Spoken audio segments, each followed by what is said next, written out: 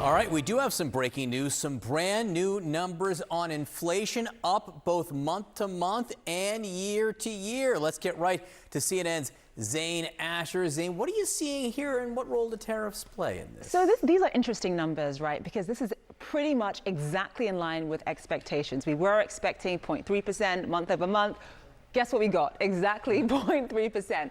What I think is interesting is that we are seeing a slight increase in terms of rising prices from these tariffs. This is actually, by the way, a 5-month high, but it's not the sort of catastrophe that people had been anticipating.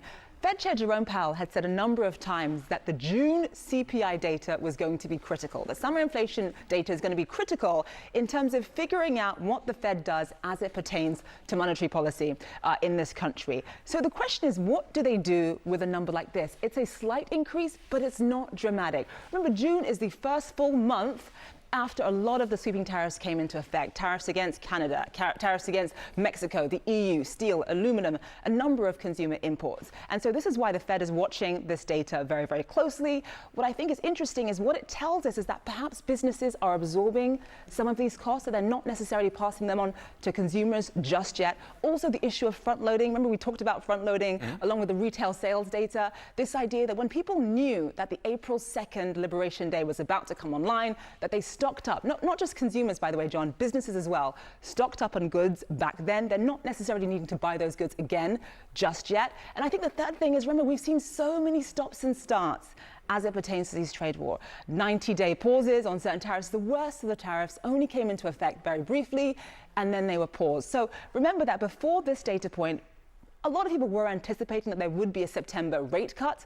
I think the jury is still out as it pertains to what the Fed does with this number. Remember, it's just one data point, a slight increase, and there are more tariffs that are about to set into effect. You know that the August 1st deadline. We have new deadlines. New deadline. It's so hard to now. keep track. Yes, exactly. What do the markets think about all this so Let's far? take a look and see where futures are. I think that, look at it. It's just pretty much flat. What does the markets do with a number like this? I think that what the markets really do want to see at this point in time is that, of course, they do want some kind of rate cut. Again, with this particular piece of data, it's still too early to tell what exactly the Fed's going to do come September. But I do think that Donald Trump does feel emboldened to continue this trade war, especially when you think about the markets are at record highs. And also, we're not necessarily seeing the effect of this trade war in the hard data just yet. All right, Zane Asher, thank you very much for this. Markets open in a little bit. We'll see where they go after that bell rings. Your money. Inflation rebounding in June as higher prices, including those from tariffs, are packing a bigger punch. This is the highest level of inflation in 4 months. The report also serving as a crucial point for Fed Chair Jerome Powell as he weighs the potential for rate cuts. So let's go live now to CNN business and politics correspondent Vanessa Yurkevich in New York. What's going on here? What's costing us more, Vanessa? Yeah, Pamela, inflation heating up in the month of June. The numbers coming in as expected, but analysts were expecting a pickup in inflation, and that's exactly what we saw last month. You had inflation year over year rising to 2.7%, on a monthly basis rising 0.3%. And there were a couple key categories that were leading the way in terms of why prices were rising. Number one, shelter. That was the biggest share of why prices rose in the month of June. That is the most that Americans usually pay every month, things like rent, for example. Also, food at home, grocery store prices holding steady at 0.3%. And then gas prices, a really significant pickup after falling by 2.6% in the month of May, picking up by a whole percentage point in the month of June. We saw gas prices rise last month, largely because of the conflict that was happening with Israel and Iran. Categories also that we are paying close attention to, because Pamela, this report will not be explicit and say, yes, tariffs are causing prices to increase. But look at these categories on your screen. These are items that historically have been imported into the United States. Furniture and apparel up 0.4%. Toys up 1.8%. 80% of all toys imported into the United States come from China, which is currently facing a 30% tariff.